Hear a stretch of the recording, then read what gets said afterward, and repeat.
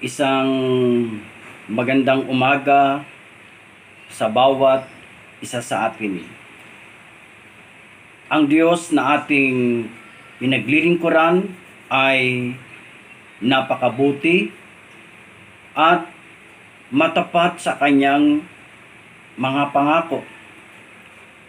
Ang bawat pangako niya ay totoo at matutupad ayon sa kanyang kalooban. Pagbati po sa lahat ng mga kapatiran, especially sa Christ-Centered Church sa Binangonan. Ang Diyos ay nalulugod sa paglilingkod ng bawat isa sa Christ-Centered Church.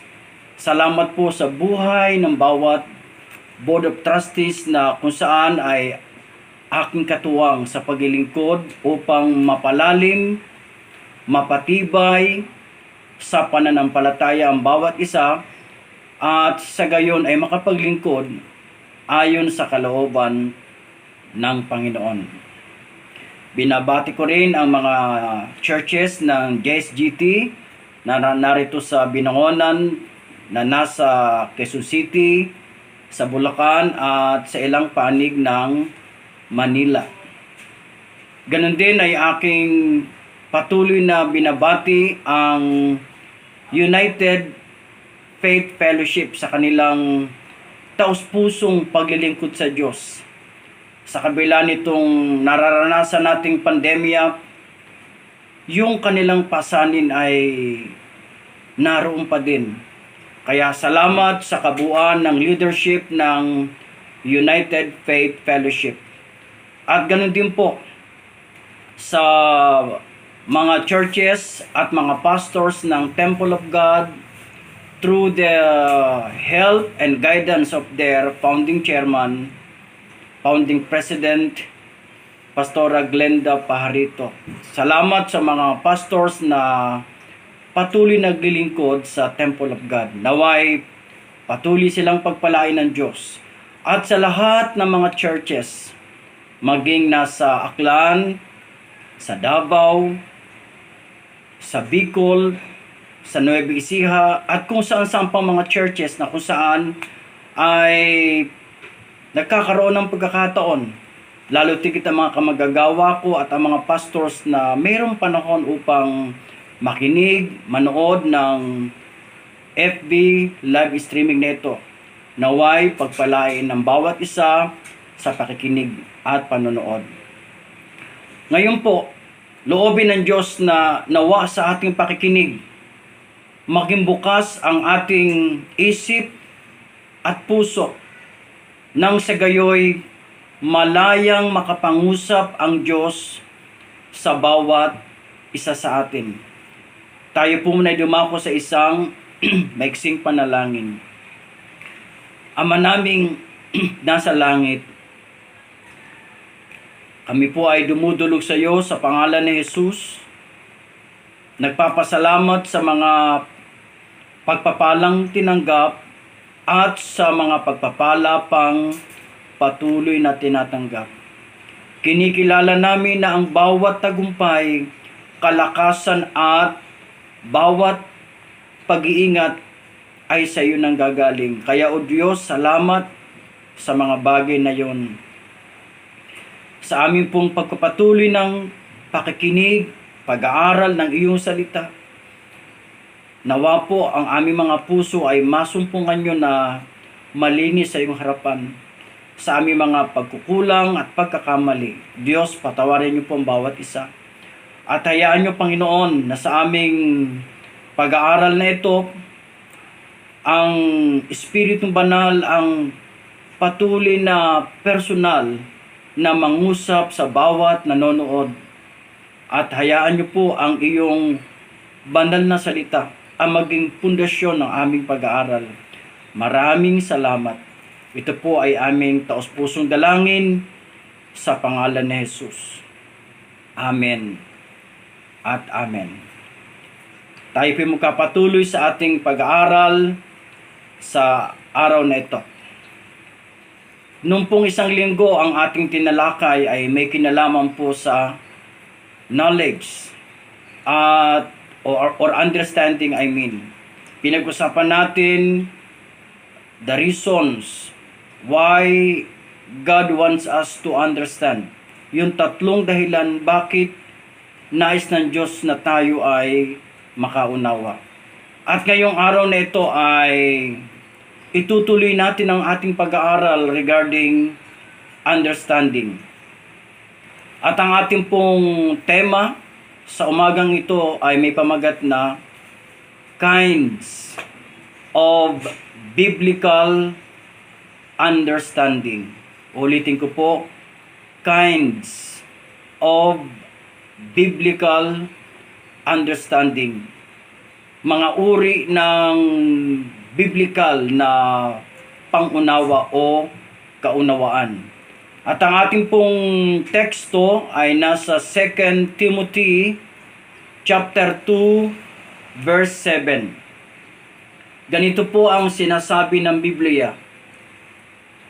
Consider what I say, and may the Lord give you understanding in all things. So, tinityak ng Biblia, ayon sa ating teksto, ang sabi dito, the Lord give you understanding. So, ang pangunawang biblical, of course, sa Diyos nang gagaling. Ang ibig sabihin, yung mga uri ng biblical understanding ay sa Kanya nang gagaling. At ito po ay pinatotohanan ng ating talata sa 2 Timothy chapter 2 verse 7 na sabi, and may the Lord give you understanding in all things. So, base po sa talatang ito, yan ang ating pag-uusapan, ang iba't ibang uri ng biblical na pangunawa. Magpapatuloy po tayo. Yung English word na understanding ay apat ang katapat na Tagalog na salita ayon sa New Vicassans English Filipino Dictionary by Vito C. Santos at Luningning E. Santos. Ano yung apat na Tagalog ng salitang Ingles na understanding? Ang isa po ay pag-unawa o pagkaunawa. Yan yung pangunahin. Pangalawa ay kakayahang umisip, matuto, magpasya, at iba pa. Tinatawag din itong talino o katalinuhan. Pangatlo, na Tagalog ng understanding ay pakahulugan. Kaya nagsasabing, ano ang pagkaunawa mo? So, pakahulugan o pagpapakahulugan. Pang-apat na Tagalog na salitang understanding ay unawaan o pag-uunawaan o pagkakaunawaan. Malimit ito tinatawag na kasunduan, at ito yung English na malimit ay marinig sa mga kabataan ang terminong mutual understanding or MU. So ang MU ay tinatawag na unawaan. So apat po ang ibig ipahiwatig sa Tagalog na salitang understanding. At ang mga ito ay napag-aaralan sa anumang usapan. Ngayon po, in the Bible, what are we about to understand? Sa Biblia, ano ba yung mga bagay na dapat maunawaan ng bawat anak ng Diyos? Hindi po bababa sa 10 bagay ang dapat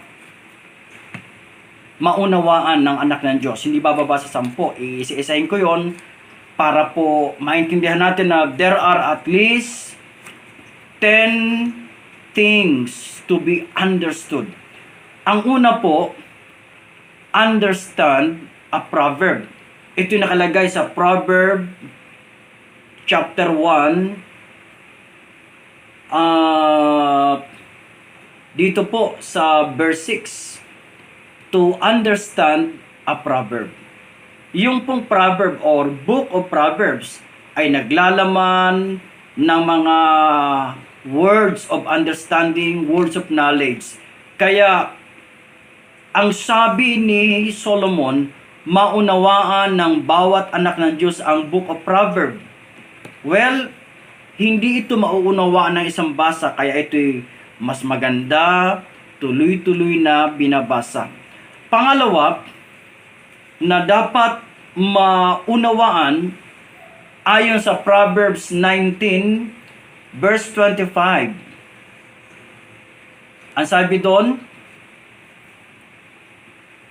strike a scoffer and the simple will become weary. Rebuke one who has understanding and he will discern knowledge. Pangalawa, understand knowledge. Ulitin ko, understand knowledge. Maunawaan ng bawat anak ng Diyos yung salitang kaalaman. Number 3, sa Proverbs 8 verse 5, itong sabi, O you simple ones, understand prudence. Sa King James, ang nakalagay ay understand wisdom. So pangatlo, dapat maunawaan ng mga anak ng Diyos ang wisdom. Ang number 4, sa Proverbs 2 verse 5, itong sabi, Then you will understand the fear of the Lord. Pang-apat, understand the fear of the Lord. Dapat maunawaan ng mga anak ng Diyos ang fear of the Lord. Number 5, sa Proverbs chapter 2 verse 9. Tatlo po ito. Ito po ay number 5, 6, and 7. Tatlo po ito magkakasunod sa Proverbs 2 verse 9. Ang sabi dito, then you will understand righteousness. Yun yung pang-5. Pang-6 ay judgment or justice. At ang pang-7 ay equity. So, tayo po'y nakakuha agad ng tatlo. 5, 6, 7. Yung number 8 naman po, sa aklat ng awit, Psalm 107, verse 43. Ito po yung pang-8 na ang utos ng Diyos ay maunawaan ng kanyang mga anak. Psalm 107, verse 43. Whoever is wise will observe these things, and they will understand the loving kindness of the Lord. Pang-8, understand the loving kindness of the Lord. Yun ang pang-8. Pang-9, Psalm 119, verse 27. 119, verse 27. Ang sabi dito, make me understand the way of your precepts. So, number 9, understand the way of His precepts. Ang precepts ay the other term for the Word of God, commandment of God.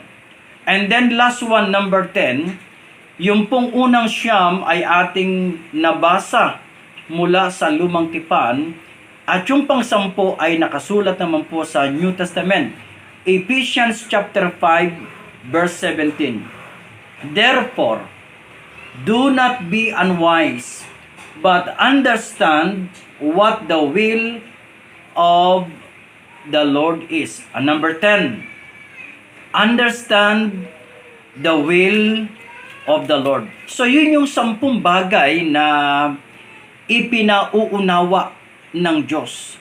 Nawa po sa patnubay ng Espiritong Banal, unti-unti nating saliksikin kung ano yung 10 ito na ipinauunawa ng Diyos.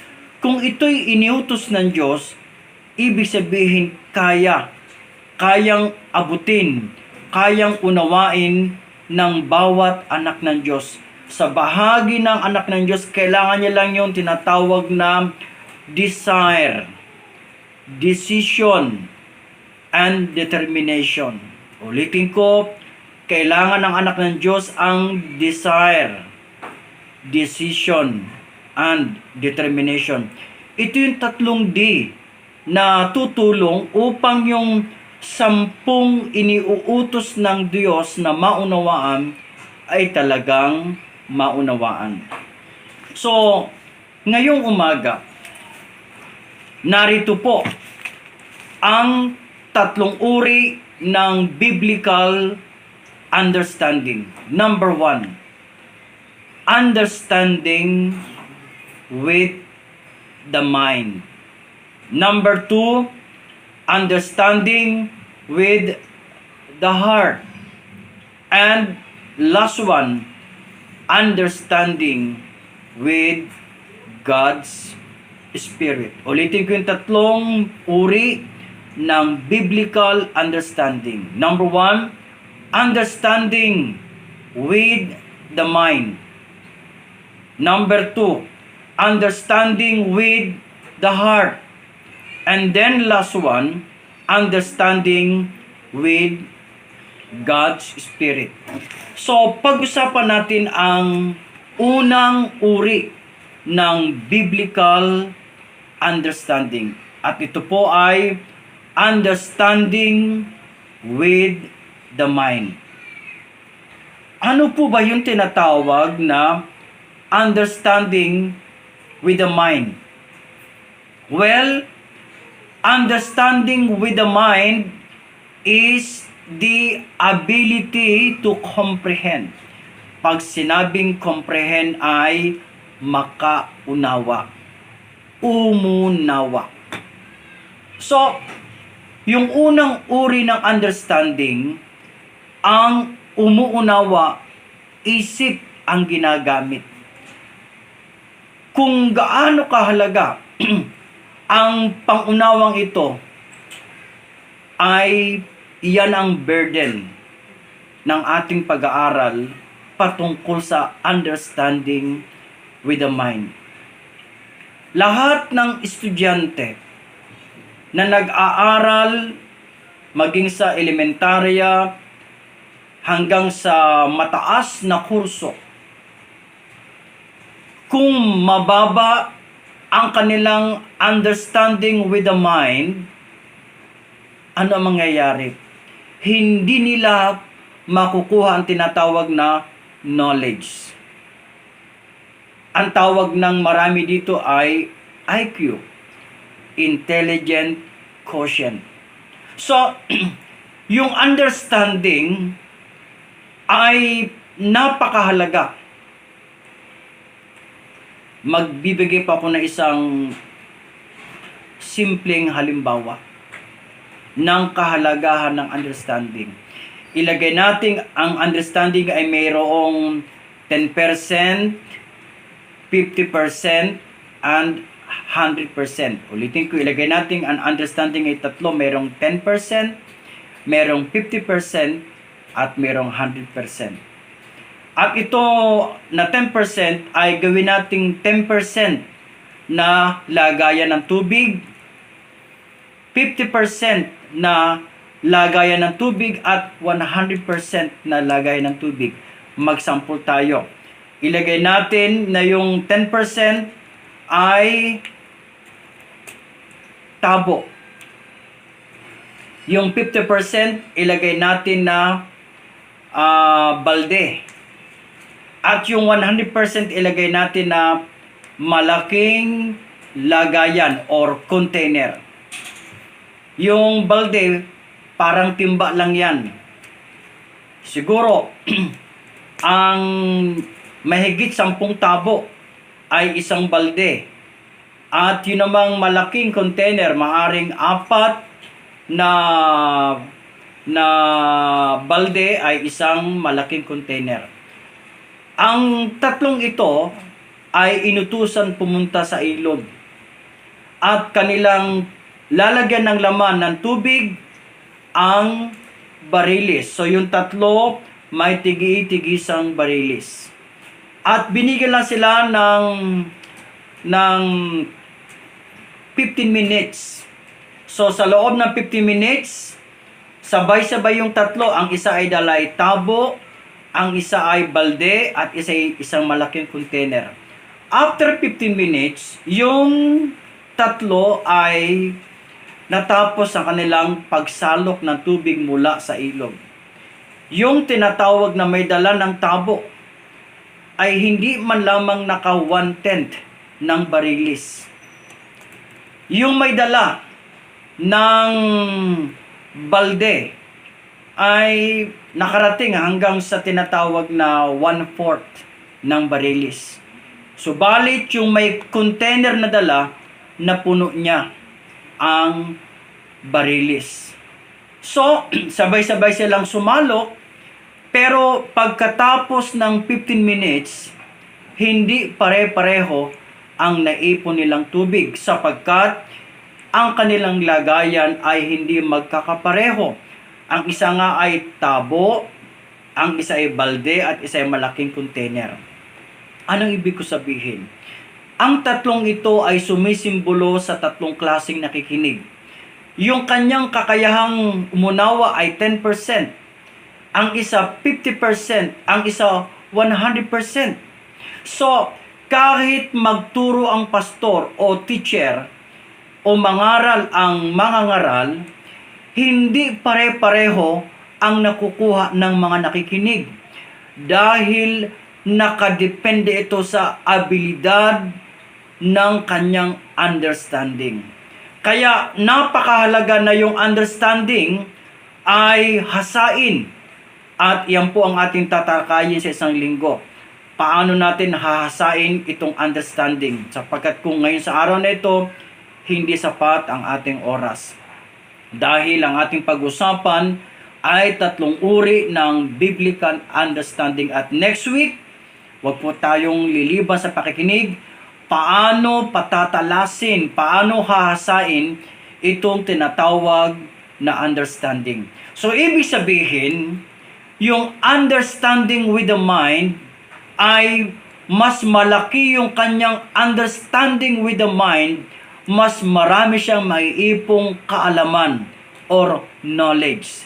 Kaya napakagandang bagay. At ang utos ng Panginoon, ang number 1 na uri ay understanding with the mind. Ano ba itong understanding with the mind? Sa 1 Corinthians 14, verse 14, itong sabi. Simulan ko na sa verse 15 para mas maganda. Verse 15. What is the conclusion then? I will pray with the Spirit, and I will also pray with understanding. Ano ito? Yung to pray in the Spirit means the Spirit is praying. Dito naman, pag sinabing the understanding is praying, ibig sabihin, nananalangin siya na alam niya ang kanyang sinasabi. Pag sinabi niyang, Diyos ko, tulungan mo ang aking asawa, ang aking anak, ang aking trabaho, ang aking kaibigan. So, alam niya. So, pag sinabing understanding with the mind, ang ibig sabihin nun, hindi niya alam. Ibig sabihin nito, with the Spirit, hindi niya alam. Pero with the mind, alam niya ang kanyang sinasabi. Ngayon, narito ang kahalagahan ng understanding with the mind. Ang unang kahalagahan ay to comprehend biblical teachings. Upang maunawaan ang katuruan sa Biblia ayon sa Mateo.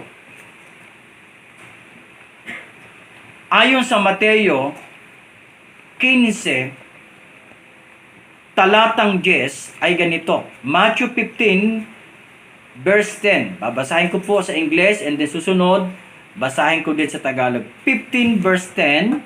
Ito ang sabi.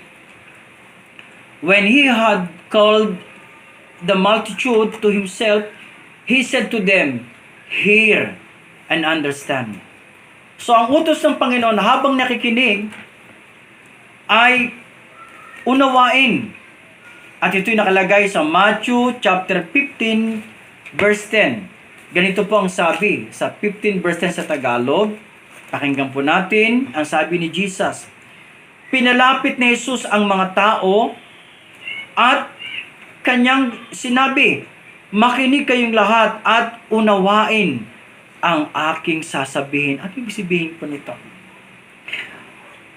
Alam ni Jesus na kapag mababa ang kanilang pangunawa, para lamang si Jesus ay nagsasalita sa hangin, pumasok sa kanang tenga, labas sa kaliwang tenga.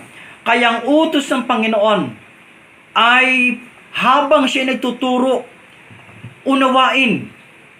So, ano ibig sabihin nito? Kapag may nangangaral, dapat yung nangangaral ay inuunawa ng mga nakikinig ang sinasabi. At imposibleng maunawaan to kung habang nakikinig ay nagte-text. Habang nakikinig ay may binabasa. Habang nakikinig ay may kinakausap. So, napaka-imposible mangyari ang bagay na yaon. So, ano ibig sabihin mga kapatid sa mga sandaling ito? Ang unang kahalagahan ng understanding with the mind ay to comprehend biblical teachings o maunawaan ang mga katuruan. Yan ang number 1. Number 2, sa aklat sa Ingles, sa Ephesians chapter 3, verse 4, ito po ang sabi ni Pablo sa 3:4. Sabi niya, by which, when you read, you may understand my knowledge in the mystery of Christ. Ulitin ko, you may understand my knowledge in the mystery of Christ. Ang pangalawa, maunawaan ang misteryo patungkol kay Christ. Pag sinabing misteryo, hiwaga. Yung misteryo patungkol kay Christ ay dapat maunawaan. At mauunawaan ang kanyang mystery pag binasa ang salita ng Diyos at yung mga nagtatanong at nagtuturo ay pwede silang kausapin kung hindi naunawaan ang nasabing bahagi.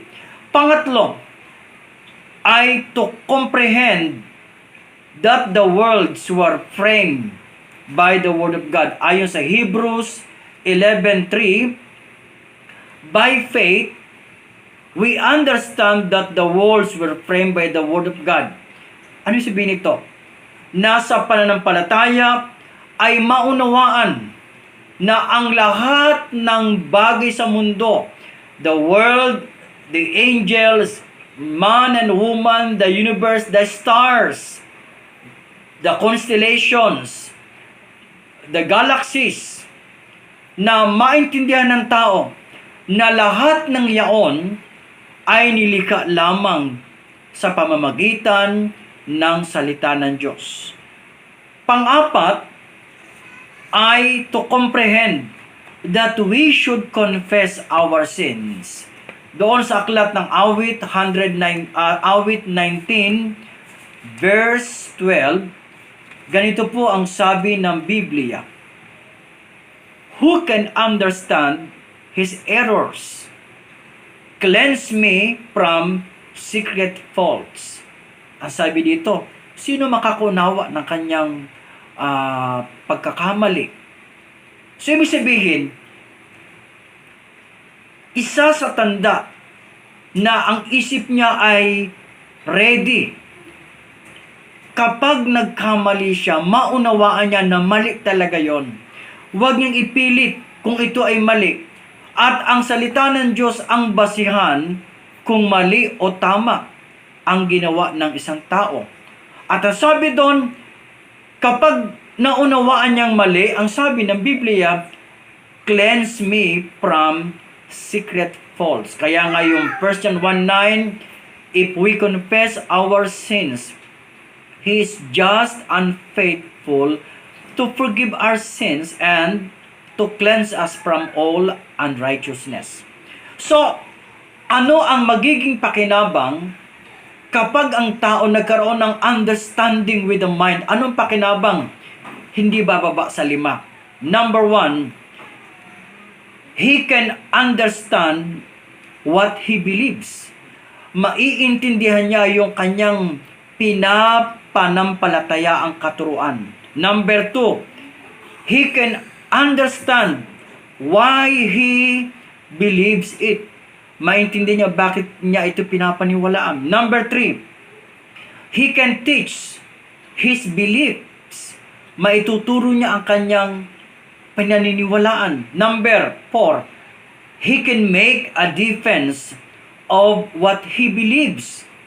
At kapag po ang kanyang understanding with the mind ay kanyang hinasa sa pamamagitan ng education, pwede siyang tumaas ang kanyang alam sa Bible. Kaya may mga nakatapos ng bachelor, may nakatapos ng masteral, at may nakatapos ng doctorate.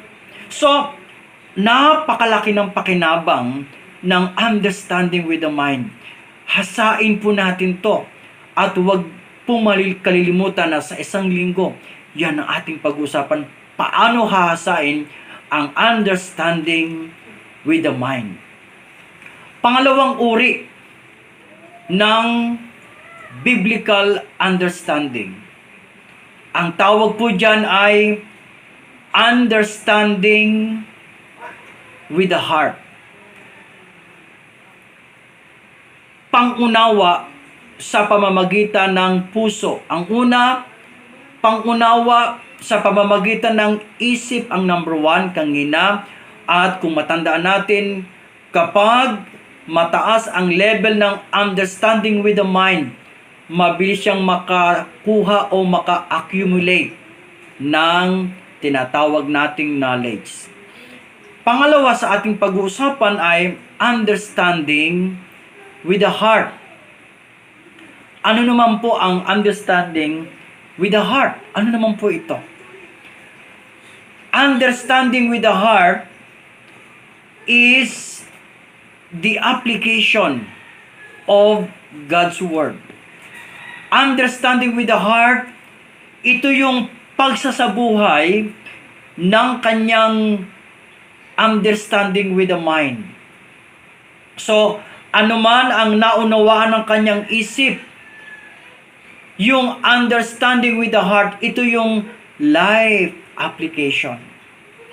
Sa Biblia ay hindi bababa sa 13 mga talata o 13 passages ang nagsasabi patungkol sa understanding with the heart. Hindi bababa sa 13. At kung gusto nyo makuha ang mga talatang ito, ay i-dictate ko po isa-isa yung mga talata para makatulong.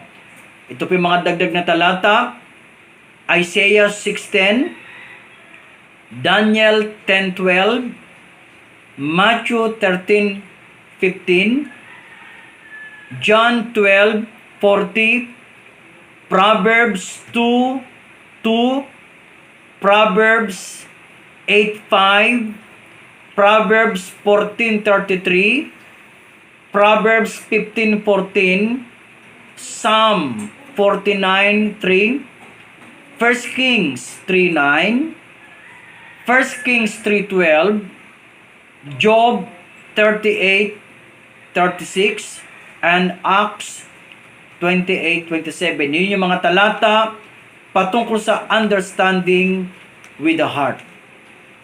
So, Yung understanding with the heart ay ito'y tumutukoy din sa aklat ng James, chapter 1, verse 22. Basahin ko sa Tagalog, basahin ko sa Ingles. Itong pagkakasabi sa Ingles, ito'y paboritong talata ng marami. Dahil ito ang application ng understanding with the mind. James 1:22. Ang sabi ng Ingles, but be doers of the word, and not hearers only, deceiving yourselves. So sabi doon, be doers. Sabi sa Tagalog, mamuhay kayo ayon sa salita ng Diyos. Kung ito'y pinakikinggan lamang ninyo, ngunit hindi isinasagawa, dinadaya nyo ang inyong sarili. Ano ibig sabihin sa ating talatang binabasa? Ibig sabihin nito ay yung understanding with the heart ay application ng understanding with the mind. Ang tanong, ano yung application ng understanding with the mind or God's Word? It means two things. It means love and maturity. Having love and being mature are the two applications of understanding with the mind. So, love and maturity means understanding with the heart. Pag-usapan natin yung importance ng understanding with the heart. Sa 1 Corinthians 13, verse 2, basahin ko sa Ingles at sa Tagalog. Ang sabi sa Ingles, and though I have the gift of prophecy, at ito ang diin susunod, and understand all mysteries and all knowledge. Pasinin po natin. If a Christian understands all mysteries, kanina yung understanding with the mind ay maunawaan lahat ng mystery patungkol kay Christ. If a Christian understands all mysteries and all knowledge, pag sinabing knowledge, alam niya lahat ng doctrine ng Biblia, alam niya lahat ng theological terminology, alam niya lahat ang patungkol sa theology, but have not love, he is nothing. Kapag ang isang tao, ang isang Christian, nauunawaan niya ang lahat ng hiwaga, nauunawaan niya ang lahat ng knowledge. Ito ang sabi sa Tagalog, basahin ko. Kung ako man ay may kakayahang maghayag ng salita ng Diyos at umunawa sa lahat ng hiwaga. Sa Tagalog, umunawa sa lahat ng hiwaga. At kung meron man ako ng lahat ng kaalaman, ang sabi sa huling bahagi, ngunit wala naman akong pag-ibig, wala akong kabuluhan. So, walang kabuluhan sa paningin ng Diyos. Kung siya man ay natapos ng bachelor, masteral, and doctorate, wala yang kabuluhan sa paningin ng Diyos kung hindi niya mai-apply ang pag-ibig. Paano ba niya masasabing may pag-ibig siya sa kapwa niya? Natural, hindi pwedeng saktan ang iniibig. Nasasaktan ang tao kapag siya ay sinisiraan. So, kapag nagsimulang magsalita ng laban sa kapwang isang tao, ang ibig sabihin nito, mataas ang kanyang understanding with the mind, mababa ang kanyang understanding with the heart. Yung naninira, yung nag-criticize, yung nagsasalita laban sa kapwa, mababa ang kanyang understanding with the heart. Ano ibig sabihin nito? The more a person corrects himself, the less he criticizes others. Ulitin ko. The more a person corrects himself, the less he will criticize others. Bago niya i-criticize ang mga kapwa niya, titingnan niya muna kung wala sa kanyang sarili ang kanyang sasabihin. Pangalawang kahalagahan ng understanding with the heart. Sa aklat ng Romans 15 verse 1, ito pang sabi ng talata, Roma 15:1. Basahin ko po. Dapat pagtiisan nating malalakas ang mahihina sa pananampalataya. What does it mean? It is important to understand others' weakness. Ibig sabihin nito, nauunawaan niya ang kahinaan ng kanyang kapwa. Kung ang kanyang kapwa mahina sa pera, mahina sa tukso, mahina sa pag-uusig, dapat niyang maunawaan to. Pag hindi niya ito maunawaan, mababa ang kanyang understanding with the heart. At kapag ikinukumpara niya ang kanyang sarili sa iba, ibig sabihin, mababa ang kanyang understanding with the heart. Kailangang, ayon sa Roma 14:1, ang sabi sa talatang ito, tanggapin ninyo ang mahina sa pananampalataya at huwag pagpupunahin ang kanyang kuro-kuro. So, ibig sabihin, utos to talaga ng Diyos. Pangatlong kadahilanan kung bakit kailangan ng understanding with the heart, basahin ko naman to sa Ingles. Sa 1 Corinthians 14 verse 20, it is the Lord's command. Utos to ng Panginoon. Anong utos ng Panginoon sa 1 Corinthians 14:20? Ang sabi ng Panginoon sa pamamagitan ng Pablo, Brethren, do not be children in understanding. Huwag tayo maging bata sa pangunawa. However, in malice, be babes. But in understanding, be mature. So, ito yung kanina pinag-uusapan natin na pag sinabing understanding with the heart, it means love and maturity. So, pangatlo, ang sabi dito, in understanding, be mature. Ibig sabihin ng Panginoon, maging mature pagdating sa understanding. Pang-apat na kadahilanan kung bakit kailangan ang understanding with the heart ay it is the time of surrendering childish attitudes. Ito ang panahon ng pagsusuko ng ating mga ugaling bata. Sa 1 Corinthians 13 verse 11, ganito ang sabi ni Pablo. Noong ako'y bata pa, nagsasalita ako, nag-iisip at nangangatwirang tulad ng bata. Ngayon ako'y meron ng sapat na gulang, iniwan ko na ang mga asal bata. Yung childish attitude, pag hindi ito maaalis sa isang Kristiyano, mababa ang kanyang understanding with the mind. Magkaroon po tayo ng isang ilustrasyon na pinagkaiba ng understanding with the mind and understanding with the heart. At ito po'y totoong naganap dahil ako po'y saksi. Minsan ako po ay papuntang Novaliches. Sakay po ako ng Pascual Liner. Yan po yung Novaliches Bayan.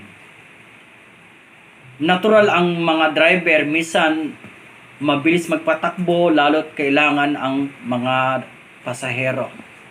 So, mabilis ang takbo ng pagkapatakbo ng driver. Sa kanyang pagkapatakbong mabilis, biglang umiwas siya sa kanyang mababangga. Sa kanyang pag-iwas, nag-apply siya ng preno, biglaan. So, hindi naman namin alam na magpe-prenong bigla. Sakay ako doon. Pagkatapos ng preno, halos lahat kami ay maumpog. Buti nilang naagapan ko yung sarili ko. At yung isang babae doon ay hindi ata nakapaghanda. Naumpog ang ulo niya sa sandalan ng upuan. Pagkaumpog, dumugo ang kanyang noo. Galit na galit. Sabi nung babae, dahan-dahan kayo pagkapatakbo. Tingnan nyo ang nangyari sa akin. Alam nyo ba kung sino ako? Sabi niya, ako'y teacher. Bakit ganito nangyari? Hindi mo kayo nag-iingat. Ako'y tagapagturo. Hingi ng paumanhin ang konduktor at ang driver. At sabi ng konduktor, ma'am, pagpasensyahan na po nyo. Kasi kung hindi naman po nag-apply ng preno kaagad ang driver, mababangga po tayo. Mas malaki po ang magiging resulta kung mababangga. Kaya po, punta na lang po kayo sa opisina para po makakuha kayo ng kaukulang ayuda para sa inyo. Galit na galit pa rin yung babae. Mamaya-maya nagsalita na yung konduktor. Ma'am, nakailang hingi na po kami ng sorry sa inyo. Alam ko po na napakatalino nyo kasi kayo po tagapagturo. Pero ma'am, bakit hindi nyo po kami maunawaan? Nagalit pa rin yung teacher. Basta ganito. So, doon ko naunawaan ang pagkakaiba ng understanding with the mind and understanding with the heart. Yung teacher, mataas ang kanyang understanding with the mind. Magaling siya magturo. Pero yung unawain yung nangyaring pagpreno, hindi niya maunawaan. Sapagkat mababa ang kanyang understanding with the heart. At ito po ay inaasahan ng Diyos sa atin. Unawain natin ang mga kapatiran na malimit nagkakamali. Unawain natin ang kanilang kahinaan. Unawain natin sila. At inaasahan ng Diyos na tayo ang kanyang extension ng pangunawa. Kung paano inunawa ng Diyos ang buong mundo. Kung paano niyang minahal ang buong mundo. Dapat yan din po ating i-apply. Naway, lumawak ang ating understanding with the heart. At yan po ang ating tatalakayin next week, paano hahasain ang understanding with the heart. At ang panghuli, dito tayo magtatapos. Understanding with God's Spirit. Ano po itong understanding with God's Spirit?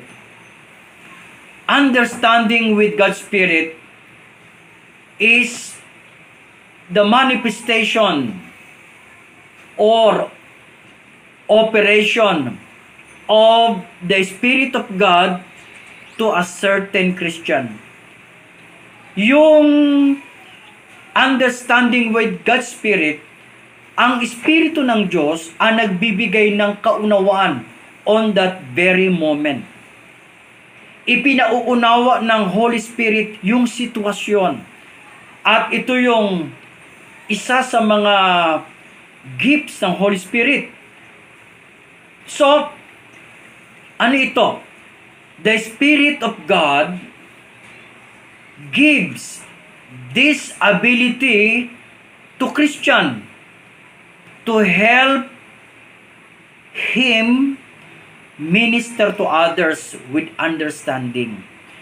So, binibigyan ng Holy Spirit ang Kristiyano ng ganong understanding upang matulungan siya sa kanyang ministry kung paano niya mauunawaan ang sitwasyon. At ito'y babasahin natin sa Ingles ng Isaiah 11 verse 2. Ito pa sabi ni Isaiah 11 verse 2, Pakinggan po natin ang sinasabi ng Biblia. Ito po sabi, "The Spirit of the Lord shall rest upon him, the Spirit of wisdom and understanding." So ang Holy Spirit, siya ang Spirit of understanding. Kung matatandaan nyo po, yan po yung nakalagay sa aklat ng Revelation, ang 7 Spirits of God. At yun po yung 7 manifestations ng Espiritu. Isa sa kanyang manifestation, isa sa kanyang ministry ay ang Holy Spirit ay Spirit of understanding.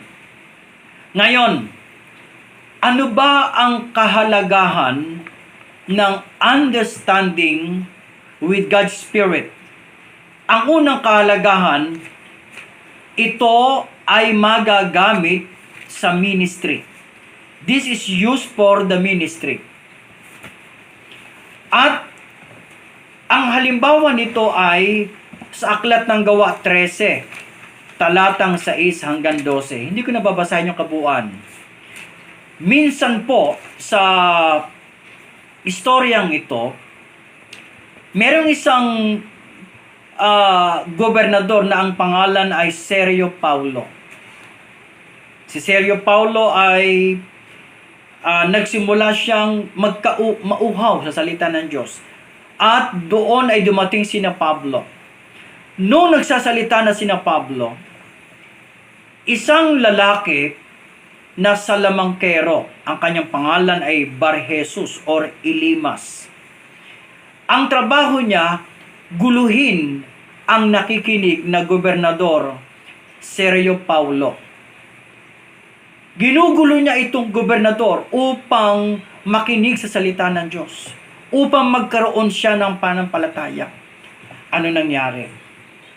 Dumating kay Pablo ang espiritu ng karunungan o espiritu ng kaunawaan.